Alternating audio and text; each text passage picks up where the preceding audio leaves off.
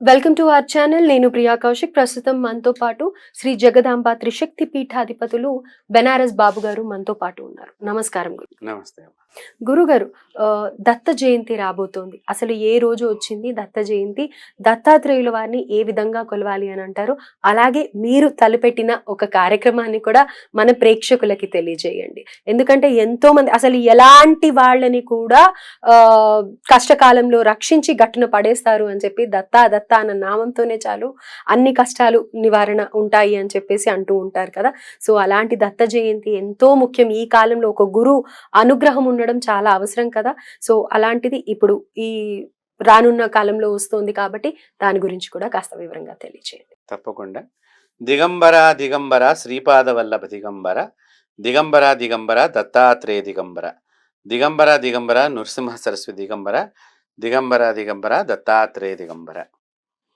మనకి దత్తాత్రేయుల వారు కృతయుగంలో ఉద్భవించినట్లుగా మనకి పురాణాల ద్వారా శాస్త్రాల ద్వారా మనకు తెలియచేయుచున్నది. దత్తుడు ఎలా ఉద్భవించారు అనేటువంటిది వారి చరిత్రలో మనకి అత్రి అనసూయల గర్భాన ఉదయించినట్లుగా త్రిశక్తులైనటువంటి మాతల పరీక్ష కోసము అనసూయామాత ఎదుర్కొన్న పరీక్షలో త్రిమూర్తుల్ని తన సంతానం కింద వరమడగగా ఆ వరంలోనే దత్తాత్రేయుడు ఉద్భవించినట్టుగా దత్త చరిత్ర మనకి తెలియచేస్తున్నది.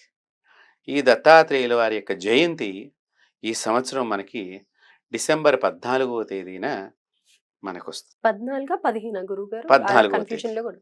డిసెంబర్ 14 అంటే రాత్రి కలిగిన పౌర్ణాన్ని దత్త జయంతి కింద చెప్తాం మనం. శాస్త్ర ప్రకారంగా రాత్రిపూట పౌర్ణమి ఉండాలి. సో పగల పౌర్ణమి 15వ తారీఖు ఉన్నది. కొంతమంది పౌర్ణమి కదా పుట్టాడు కదా అనుకుంటారు, కానీ రాత్రిపూట ఉన్నప్పుడు పౌర్ణమిలో చతుర్దశి వెళ్ళిపోయిన తర్వాత వచ్చిన పౌర్ణమి ఘడియల్లో స్వామివారు జన్మించారు. కాబట్టి మనకి 14వ తేదీనే దత్త జయంతి. ఈసారి శనివారం రోజున వచ్చింది. చక్కగా అందరికీ కూడా సెలవు ఎక్కువ మందికి ఉంటుంది. అందరూ కూడా దగ్గరలో ఉండేటువంటి దత్త మందిరాలని దత్తక్షేత్రాలని దర్శనం చేసుకోవాలని చెప్పి మన ఛానల్ ద్వారా అందరికీ కూడా తెలియజేస్తున్నాను. అయితే గురుగారు, ఇక్కడ ఒక సందేహం ఏమిటంటే దత్త పారాయణ చేస్తూ ఉంటారు చాలా మటుకు, దత్తనామంని రాస్తూ ఉంటారు కూడా. సో పారాయణ మొదలు పెట్టాలి అని అంటే కనుక ఏ విధంగా మొదలు పెట్టాలంటారు? దత్తపారాయణం మొదలు పెట్టాలి అంటే మనం శుభ్రమైనటువంటి వస్త్రధారణ, స్నానం చేసిన తర్వాత మనం ఎక్కడైతే కూర్చుని పారాయణం చేద్దాం అనుకుంటున్నామో ఆ ప్రదేశం అంతా కూడా శుభ్రంగా ఉండాలి. ఒక ఆసనం మీద మనం ఆ పుస్తకాన్ని పెట్టుకుని దానికి చక్కగా ముందర పూజ చేయాలమ్మ. గణపతి ప్రార్థనతో చేసుకుని దత్తాత్రేయుడి యొక్క పుస్తకాన్ని, ఆయన యొక్క చరిత్రకు సంబంధించిన పుస్తకాన్ని షోడశ పూజన్న తప్పకుండా చేసి హారతి ఇచ్చిన తర్వాత మనం పారాయణం మొదలు పెట్టాలి. అప్పుడు ఏమవుతుందంటే ఈ పూజించడం మూలకంగా మనకి ఇంకా గౌరవ భావన పెరుగుతుంది మన మనసులో. తద్వారా శ్రద్ధ పెరుగుతుంది. ఎప్పుడైతే మనం శ్రద్ధతో ఆ పుస్తకాన్ని చదువుతూ ఉంటామో దానిలోంటి విషయాలు, నర్మగర్భమైనటువంటి విషయాలు మన మనసు లోపలికి అంతర్లీనంగా వెడతాయి. వెళ్ళినప్పుడు మనం చేసే తప్పులు ఒప్పులు మనకు తెలుస్తాయి. అప్పుడు తప్పుల్ని వదిలివేసి ఒప్పుల వైపు మనిషి ప్రయాణం సాగుతుంది గురువుల యొక్క చరిత్రతో. కాబట్టి గురు చరిత్ర ఎప్పుడు చదివినా, గురు చరిత్ర అంటే ఓన్లీ మనం దత్తాత్రేయుల వారిదే ప్రధానంగా పాటిస్తూ ఉంటాం. ఇప్పుడు చాలామంది చరిత్రల్ని గురు చరిత్రగా చెప్తున్నారు, కానీ జగద్గురు అయినటువంటి దత్తాత్రేయుల వారి చరిత్రయే ప్రధానమైనటువంటిది. ఆ జగద్గురువుల యొక్క చరిత్రలో దత్తాత్రేయుల వారిది, శ్రీపాద వల్లభులది, నృసింహ సరస్వతి స్వామివారు, వీరు ముగ్గురికి సంబంధించినటువంటి మహాముఖ్యమైనటువంటి అంశాలతో కూడుకున్నటువంటి లీలలు కానివ్వండి, కథలు కానివ్వండి దానిలో పొందుపరిచి ఉంటాయి. కాబట్టి దాన్ని మాత్రమే మనం ఆచరించాలి, దాన్నే ప్రామాణికంగా తీసుకోవాలి. ఈ దత్తాత్రేయుడి యొక్క చరిత్ర మనం చదివేటప్పుడు నియమాలు ఏమిటి అంటే, దత్త భగవానుడు మిట్ట మధ్యాహ్నం పూట 12:30 దగ్గర నుంచి 3 గంటల మధ్యలో భిక్షకు వస్తాడు. ఏదో ఒక రూపకంగా వస్తాడు. కాబట్టి మీరు పారాయణం ముగించుకున్న వాళ్ళు ఆ సమయంలో ఎవరికైనా వెళ్ళి మీరు ఇంత భిక్ష పెట్టడం చాలా ఉత్తమం. ఒకవేళ ఎవరికైనా పెట్టవచ్చు. మీకు ముష్టివాడుగా రావచ్చు, మీ పాపాలని తీసుకువెళ్ళటానికి, ఒక జంతువుగా రావచ్చు మన కర్మదోషాన్ని పట్టుకెళ్ళటానికి, ఓ పక్షిగా రావచ్చు మన మరణ దోషాన్ని పట్టుకెళ్ళటానికి, ఏమో ఎందెందు ఏ రూపకంగా ఏ విధమైనటువంటి కర్మను ఆయన చెడు కర్మను తీసివేయటానికి ఆ రూపాన్ని ధరించి వస్తున్నాడో మనకి చెప్పలేము.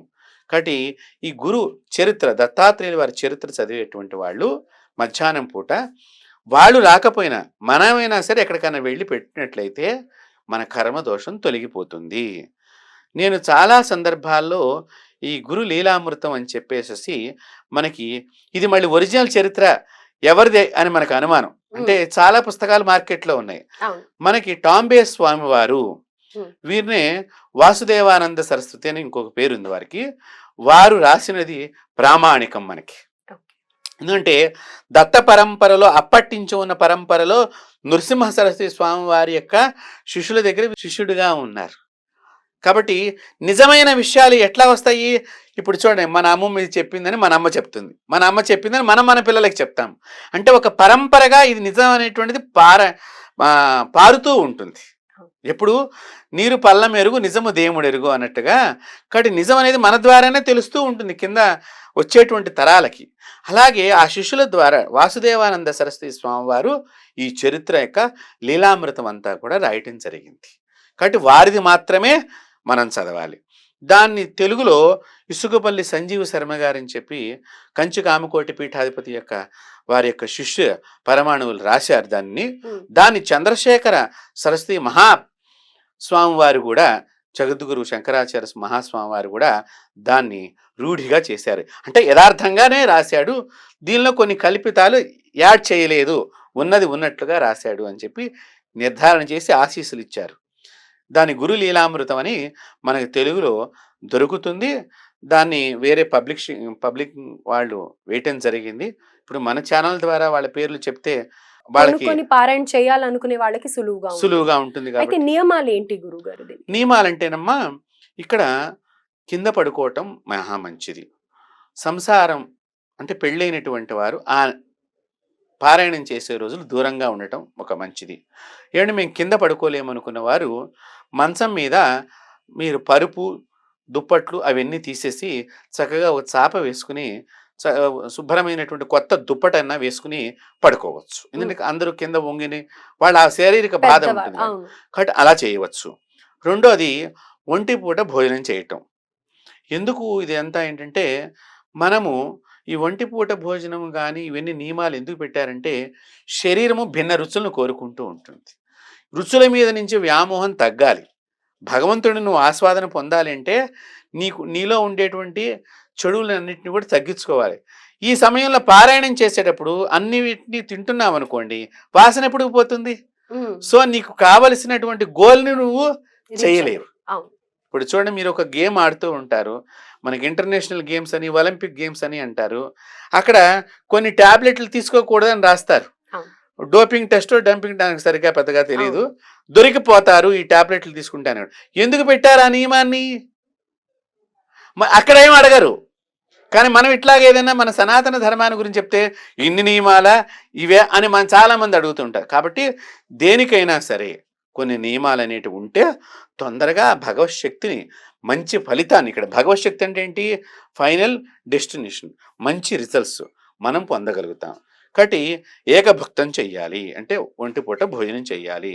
రెండవది కోపము, ఆవేశము, కోరికల్ని దూరంగా పెట్టాలి.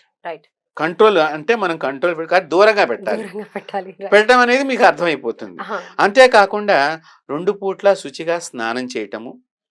పెద్ద వయసు ఉన్నవారు ఒక పూట చేస్తే సరిపోతుంది.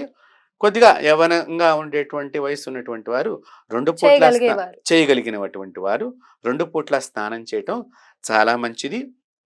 అంతేకాకుండా పుస్తకాన్ని పారాయణం చేద్దాం అనుకున్నప్పుడల్లా కూడా వారు పుస్తకాన్ని 2 చేతులతో ఇలా పెట్టుకుని కళ్ళకు అద్దుకుని, ఓ గురుదేవా, నీ యొక్క పాదాలను నేను పట్టుకున్నాను, నాకున్నటువంటి కర్మదోషాలన్నింటినీ తొలగించి జ్ఞానభిక్షను పెట్టి నన్ను మంచి వైపు నడిపించు, ఇది చెప్పుకుంటే సరిపోతుంది. ఎందుకంటే ఇదే పెద్ద సంకల్పం. అజ్ఞానం అనేటువంటిది ఉన్నప్పుడు మనకి మంచి అనేది గోచరం కాదు. ప్రత్యేకంగా దేవుడికి చెప్పాల్సిన అవసరం. మనలో మంచి రాదు, మనకి మంచి కనిపించదు. ఇదే పెద్ద ప్రాబ్లం మనిషికి. రైట్. మనం ఎంతసేపు కోరికలు చెప్పుకుంటాం. కోరికలు కాదు, నాలో అజ్ఞానం అంతరించిపోవాలి. అంతరించిపోయి నేను జ్ఞానవంతుడు అయ్యాననుకోండి, నాకు ఎదురున్నది కూడా జ్ఞానంగా కనిపిస్తుంది. అప్పుడు మనం ఇతరుల గురించి చెడుగా మాట్లాడకుండా ఆగిపోతూ ఉంటాం. రైట్ గురువు గారు. సో ఇవి మటుకు నియమాలు నియమాలు అంటారు. పాటించాలి. అయితే ఇప్పుడు మీరు తలపెట్టిన కార్యక్రమం గురించి ఒక 2 వాక్యాల్లో చెప్పేసేయండి. మేము ఎవరన్నా ఇంట్రెస్ట్ ఉన్నట్టయితే రాగలగడం కానీ లేకపోతే తప్పకుండా, వాళ్ళకి తప్పకుండా. అందజేయడం కానీ చేయండి. తప్పకుండా.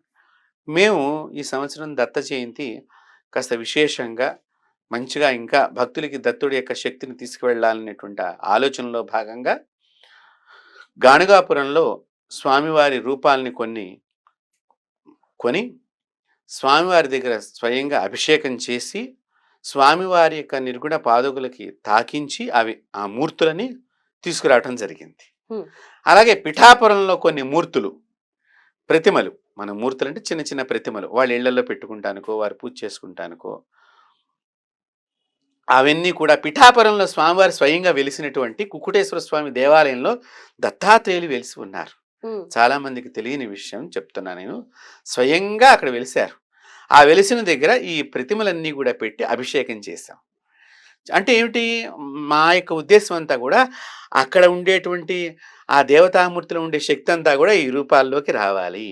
ఈ రూపాన్ని మేము ఆ రోజున ఇచ్చేటువంటి వారందరూ కూడా తీసుకోవటం మూలకంగా వారు కూడా ఆ శక్తిని, ఆ గుడి లోపల ఉండేటువంటి అత్యంతమైనటువంటి పవిత్రమైనటువంటి అతీంద్రియ శక్తిని, దాన్ని చాలా గొప్ప శక్తిగా మనం చెప్తాము, ఆ శక్తిని తమరి ఇంటి దాకా తీసుకువెళ్ళి ఆ ఇంటిలో కూడా ఆ శక్తి కొలువై ఉండాలి. తద్వారా వారి ఇల్లు కూడా దత్త అనుగ్రహానికి తొందరగా శీఘ్రంగా భాసిల్లుతుంది అనేటువంటి ఉద్దేశంగా మేము కొన్ని ప్రతిమలను కొని అక్కడ పెట్టి, రాగివి పంచలోహ సంబంధించినటువంటి ధాతువులతో తయారు చేయబడిన ప్రతిమల్ని పెట్టి పూజించాం.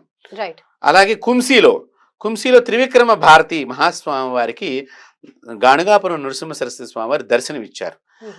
ఇప్పటికీ కూడా అక్కడ వారు నుంచున్న రాయి మీద వారి పాదాలు ఎలాగైతే ఉన్నాయో ఇప్పటికి కూడా అక్కడ కుంసీలో కూడా గాణగాపురం నుంచి ఒక 45 కిలోమీటర్ల దూరంలో కుంసీ ఉన్నది. అక్కడ కూడా మనకి ఈ భీమా నది ప్రవహిస్తూ ఉంటుంది. అక్కడ కూడా పెట్టి పూజించాం. అయితే మేము ముందుగా ఎవరైతే మాకు వాట్సాప్ ద్వారా మేము పూజలో పాల్గొంటాము అంటే మేము దానికి కొద్దిగా చిన్న రుసుము కూడా పెట్టడం జరిగింది. ఈ ప్రతిమ మాత్రం పూజ దగ్గర ఎవరైతే ఈ రుసుము కొడతారో వారికి ఉచితంగా ఇస్తాం. డైరెక్ట్ జగదంబ త్రిశక్తి